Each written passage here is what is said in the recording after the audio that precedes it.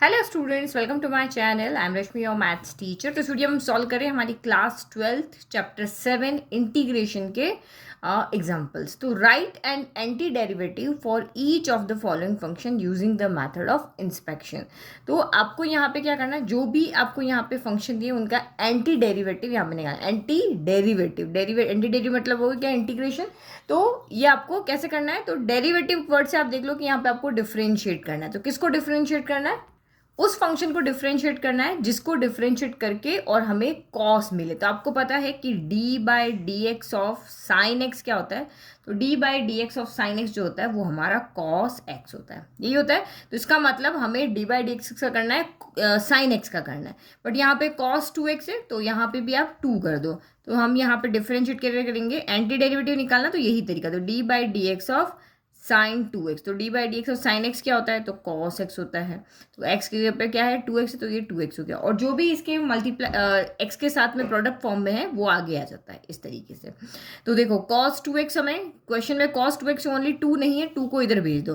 तो 1/2 d by d x of sine two x equal to आपका क्या हो गया, कॉस टू एक्स हो गया। तो ये हमारा इसका एंटी डेरिवेटिव आ गया।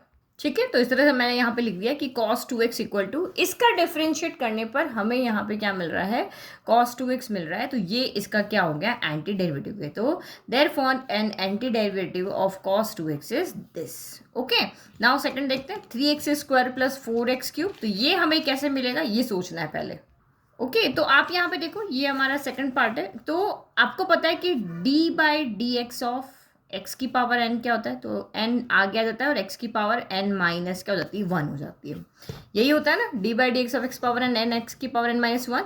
तो मुझे यहाँ पे क्वेश्चन के अंदर टू लेकर के आना है, ठीक है। तो मैं एक्स की जगह यहाँ पे क्या रखूँ, थ्री रखूंगी, तभी तो ये टू बनेगा। थ्री माइनस वन क्या बन जाएगा, टू बन जाएगा।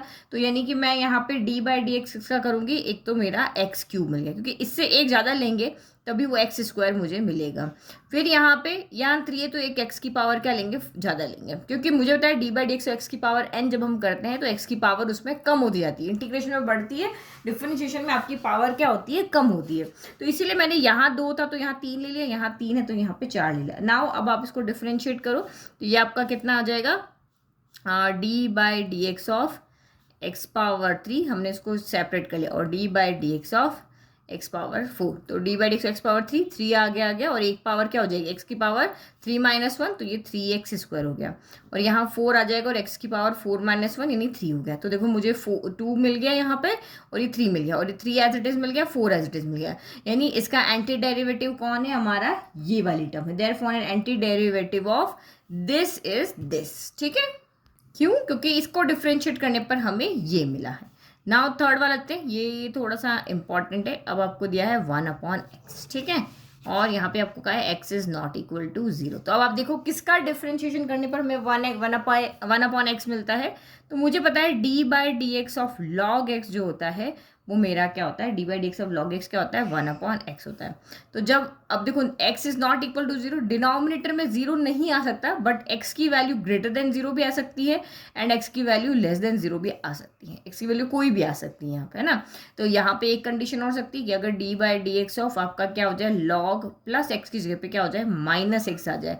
तो जो भी अंदर टर्म होती वो नेगेटिव ऊपर डिनोमिनेटर में आ जाती, प्लस एक्स थी तो प्लस एक्स आ गई, माइनस एक्स तो माइनस एक्स हो गई, और इसका फिर से हम डिफरेंशिएट करेंगे नेगेटिव साइन का, तो ये माइनस आ जाता है।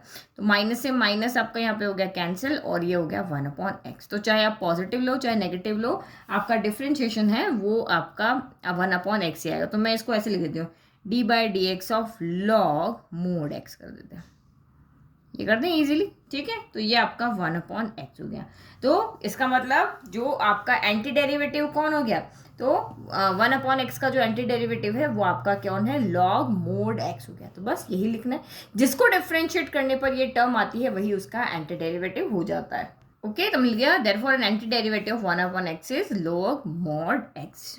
ओके, तो ये क्वेश्चन आपको 1 मार्कर 2 मार्कर में मिल सकता है। वैसे तो ये आते नहीं, बट आएगा तो भी ये इतने ही मार्क्स के अंदर आएगा। Thank you.